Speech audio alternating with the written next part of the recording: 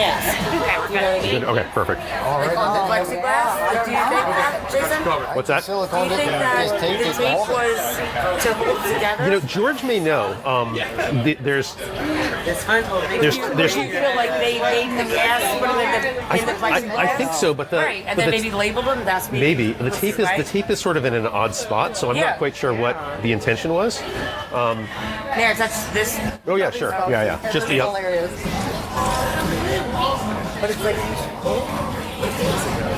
Seriously? Well, that's cool. You got a bottle. If I just may congratulate. Oh yeah, thank you. Appreciate that. Have done something in this community that none of us can brag about. Well, I really appreciate it. I mean, it was a little bit of luck, a little bit of timing. So we're just kind of fortunate that some of us we have figured it out. Debates on if it's a puzzle, if it's something. It's a game, as well as everything else, and you won the game. Well, thank you. I appreciate that. Yeah, that's kind of you. Thanks for telling me it was delicate because I misheard you.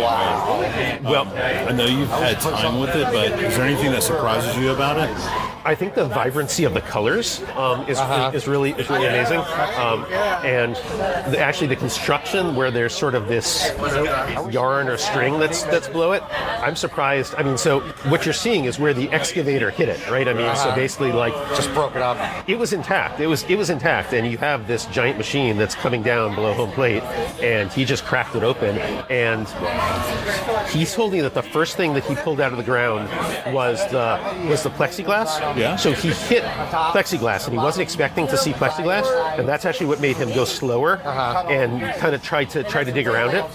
And then he started getting more pieces of plexiglass, and then he got one of the big pieces, and he was like, this might be the thing that crazy guy was looking for. And I didn't tell this story in the episode, but it's pretty incredible that he found it at like 3 o'clock on a Friday afternoon, dug up the plexiglass, dug up a bunch of these pieces, and was like, yeah, I think this is what it is, but that's it for my day. Time to punch out. So he literally took it and he put it on a park bench. So this was all sitting that Saturday and Sunday for a whole weekend. Now it was within the construction zone, so it was fenced off, but it was just a bench that was sitting there. So anybody, and there was no security around it or anything, so anyone could have walked in like a box. Like no, it's just literally these pieces. Just he threw on a bench. So he was like, yeah, this is I think what that guy was looking for. I don't know. Time to punch out. So he then mentioned it to somebody at the office, and nobody really thought that much about it. The CEO of the company, it's a big construction company. They have sites all over the place. He hadn't been to the Boston site for a few months, he told me, and he was driving his daughter to Logan Airport that week, and he was like, yeah, I'm not that far from that Boston site where we're doing a lot of work. I think I'll kind of wander by and see what's going on. So he walked into the construction zone, was just checking around. It's a 25-acre site, and he said that there was something that sort of drew him to this one park bench. He wasn't quite sure what it was, and he walked over to the park bench, and the CEO of the company saw all this stuff sitting on the bench. He was like, that's that thing 6 months ago that crazy guy said he was looking for. And so he went and collected it all and brought it back to the office, and then on Monday morning they sent me the text message. But the likelihood of them digging in that one location, they were digging only 1.5 feet deep across the entire park, except for below home plate. Home plate, they had to go 3 feet deep because there was a piece of conduit, basically a pipe that they had to get to. But if they didn't have to get to that pipe below home plate, they would have never found it because they weren't digging deep enough. So it was of the 20-acre site, it was like 1 10 by 10 area that they were actually digging 3 feet deep. Been covered by 2 more feet of something. Exactly, yeah. All right. So, all right, Everybody's screwed here. Your first moment, this guy contacts you and says, I think we have something that you're looking for. Yeah. Do you, sorry if everybody's recording, shit your pants? Or do you say, I need to get myself together and figure out what the next step is? I literally dropped my lunch. I was in the lunchroom in my office just having lunch. I get this text message, and I can show you the text message where he says something like, I think we found what you were looking for. And yes, then the expletives came out. I was like, holy shit, yeah. So then and he said, it's in the office if you want to come get it. And so I called him up, and he was like, yeah, we're about an hour away, wherever their home office is in sort of central Massachusetts. So I jumped in an Uber, and I went out there, and it was sitting like this, just on a conference table. And I didn't know if he'd let me take it. He was like, yeah, you sent us the message, so you guys found it, so go take it. And then after that, it was pretty much, because he hadn't dug up all the pieces. It had been like maybe this piece. I'm forgetting which pieces. So how much time did it take to get all this uncovered? It took basically, I went back in 24 hours. I talked to the CEO, and I was like, there's a lot more of it, and also the key. And I kind of walked him through the story, and he said, okay, I can probably rope it off for you for a couple days if you want to come back. Okay. So I think it was 2 mornings later that I came back at 6 a.m, and they put me in a construction hat and the top and everything, and I basically brought along a little shovel, and I started digging for it, and a couple of the other construction guys started to help me out, which is why, if you remember, there were some pictures that sort of leaked in the community, and that was because it was basically a collective effort at that point between me and whoever else was just around the site, who were like, hey, what's going on? And I'm like, yeah, we're looking, a little bit of treasure was dug up, and you want to help me dig for it? And they had better equipment, so we were all kind of piecing it together. And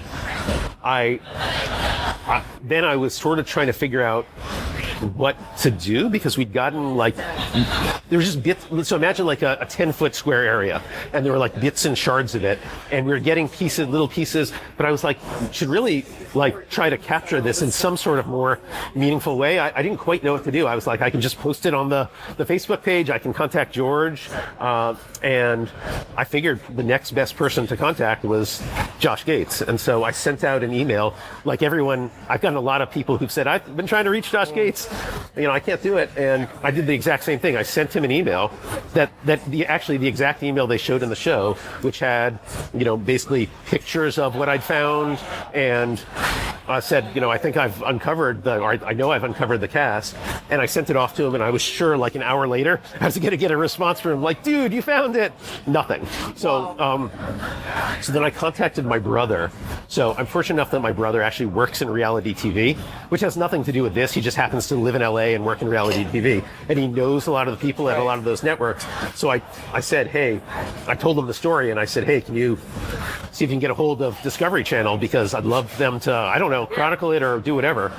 And so we did. He got in touch with the executive producer at Expedition Unknown, and then he called me back a few hours later and said, yeah, I told them what you found. I sent them some pictures.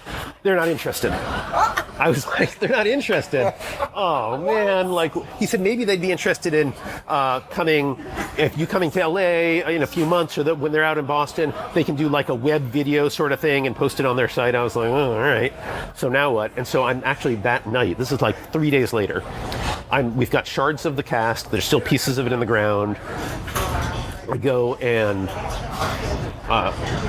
sit down with my son. I'm putting him to bed. It's like 7, 8, 9 o'clock at night, and we're actually just talking about this, because this is like this big family thing that we've uncovered this thing. It's a secret among us and a handful of people who are there on the construction site. I don't quite know what to do, and I'm sitting there with him, and the phone rings, and it's an LA number that I don't recognize, and I pick it up, and it's Josh Gates. Wow.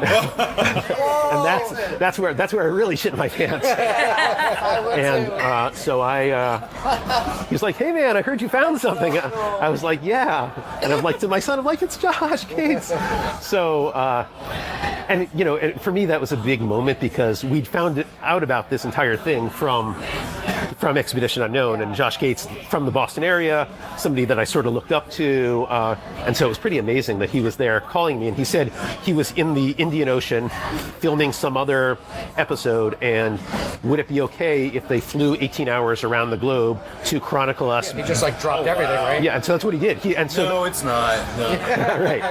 Yeah. So that whole scene where he said some breaking news and the story of the secret, and where he's at an airport. He's him actually at the airport in whatever country he's in, filming it because they were going to try and film this like breaking news.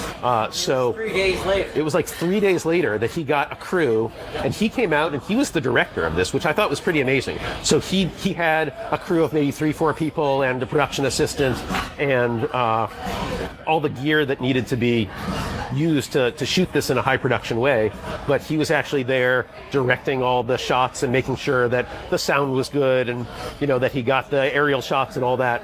So then 3 days later he was on site.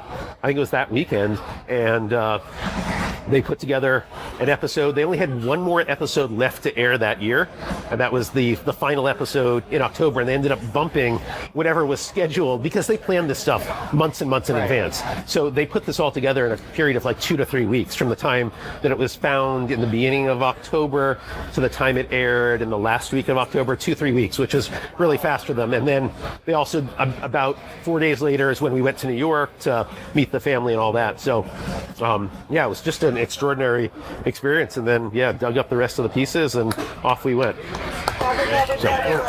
So thank you. So grateful for everyone coming. This is not at all a story about me. This is it, and so I don't need it to be. I mean, this was a story about sort of family exploration and the community also, I think, really being a big inspiration for this. So thank you all for being an important part of the community.